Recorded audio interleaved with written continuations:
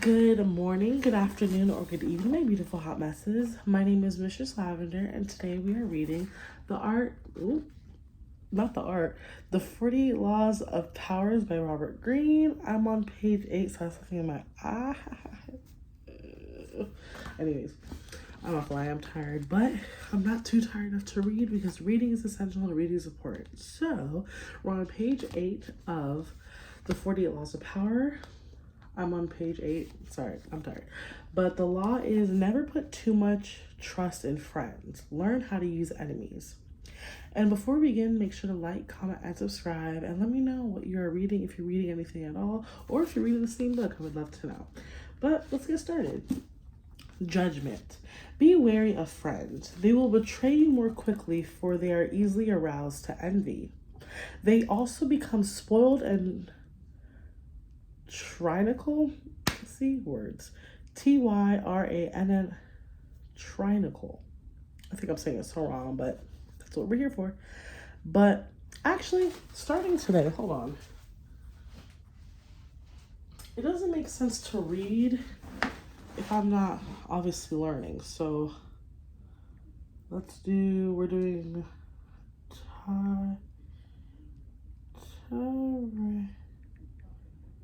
okay. Tyrannical. I think I'm saying it right, but hold on. Tyrannical. Oh, it's on a button. Ghetto behind phone. Tyrannical. I think it says tyrannical. Okay. Tyrannical. But hire a former enemy and he will be more loyal than a friend because he has more to prove. In fact, you have more to fear from friends than from enemies. If you have no enemies, find a way to make them if they hate what you're doing. Transgression of the law. In the mid-9th century AD, a young man named Michael III assumed the throne of the Byzantine Empire. His mother, the Empress Theodora, had been banished to a nunnery, and her lover, Theocactus, had been murdered. At the head of the conspiracy to depose Theodore and dethrone Michael had been Michael's cousin, Barbas, a man of intelligence and ambition. Michael was now a young and inexperienced ruler, surrounded by intruders, murderers, and prolifigates. In this time of peril, he needed someone he could trust as his counselor. And his thoughts turned to Basilis, his best friend. Basilis had no experience whatsoever in government or politics. In fact, he was the head of the royal stables, but he had proven his love and gratitude time and again. They had met a few years before, when Michael had been visiting the stables just as a wild horse got loose. Basilis, a young groom from peasant Macedonian, Macedonian stock, had saved Michael's life. The groom's strength and courage had impressed Michael, who immediately raised Basilis from the obscurity of being a horse trainer to the position of head of stables. He loaded his friend with gifts and favors, and they became inseparable. Basilis was sent to the finest school in Byzantium, Byzantium, and the crude peasant became a cultured and sophisticated courtier. Now, Michael was emperor and in need of someone loyal. Who could he better trust with the position of chamberlain and chief counselor than a young man who owed him everything? Basilis could be trained for the job, and Michael loved him like a brother. Ignoring the advice of those who recommend the much more qualified Bardus, Michael chose his friend. Basilis learned well and was soon advising the emperor on all matters of the state. The only problem seemed to be money. Basilis never had enough. Exposure to the splendor of Byzantine court life made him avaricious for the perks of power. Michael doubled, then tripled his salary, and annulled him and married him off to his own mistress.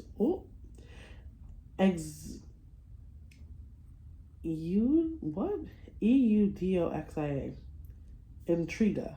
Where did I get the T? Ingrina. Keeping such a trusted friend and advisor satisfied was worth any price. Basilisk convinced Michael that the man was hopelessly ambitious. Under the illusion that he could control his nephew, Basilisk had conspired to put him on the throne, and he could conspire again, this time to get rid of Michael and assume the crown for himself. Basilisk poured poison into Michael's ear until the emperor agreed to have his uncle murdered. During a great horse race, Basilisk closed in on Bardus in the crowd and stabbed him to death. What? Soon after, Basilisk asked that he replace Barbadus as the head of the army, where he could keep control of the realm and quell rebellion. This was granted. Now Basilisk's power and wealth grew, and a few years later, Michael, in financial straits from his own extravagance, asked him to pay some of the money back he borrowed over the years. To Michael's shock and astonishment, Basilisk refused with a look of such impudence that the emperor suddenly realized his predicament. The former stable boy had more money, more allies in the army and senate, and in the end, more power than the emperor himself. Ooh. A few weeks later, after a night of heavy drinking, Michael woke up to find himself surrounded by soldiers. Basilisk watched as they stabbed the emperor to death. Then, after proclaiming himself emperor, he rode his horse through the streets of Byzantium, brandishing the head of his former benefactor and best friend at the end of the spike. Basilisk. Interpretation. Michael III staked his future on the sense of gratitude he thought Basilisk might feel for him. Surely Basilisk would serve him best. He owed the emperor his wealth, his education, and his position.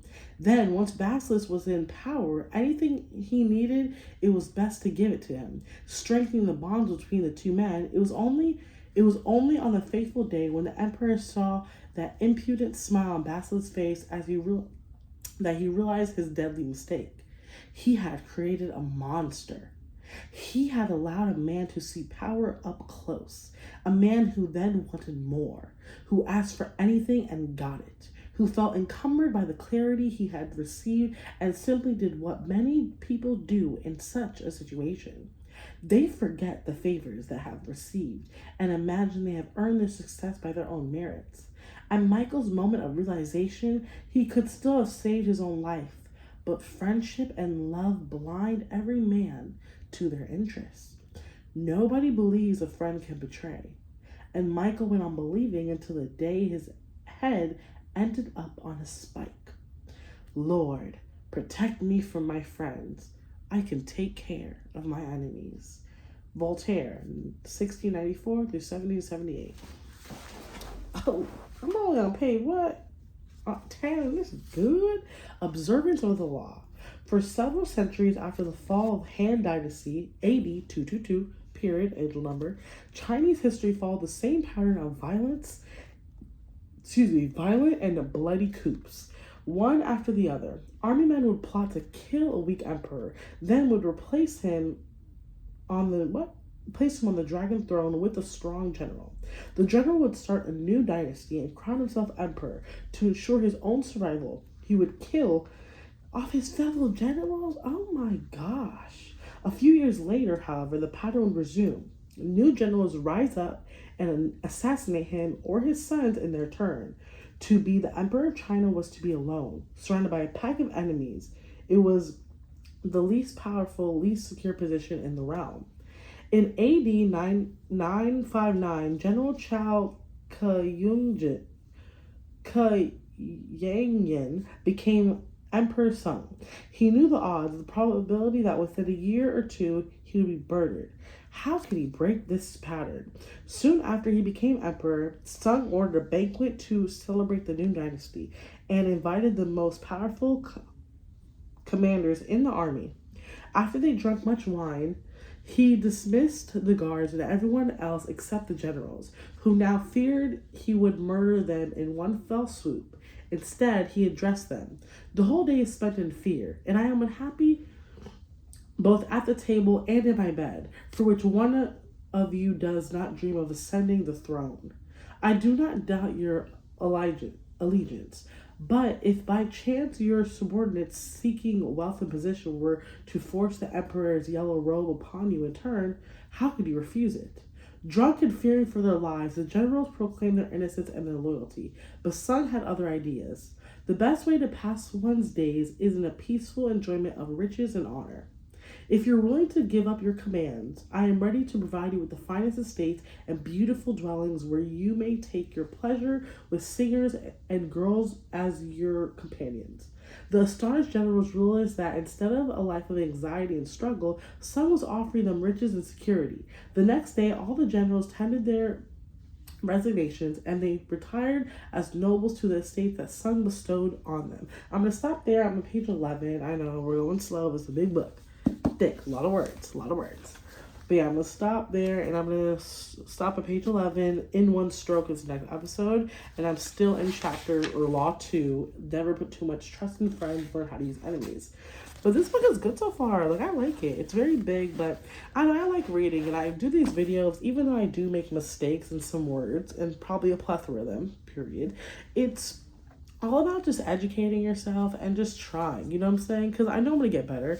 I've gotten better. I would have not read, I used to read big books like this like when I was younger, and I didn't. So this year was to read every day, and I'm hoping you guys do it too. Every day, okay, not so much, but just reading a lot. This is my 4th week of the year.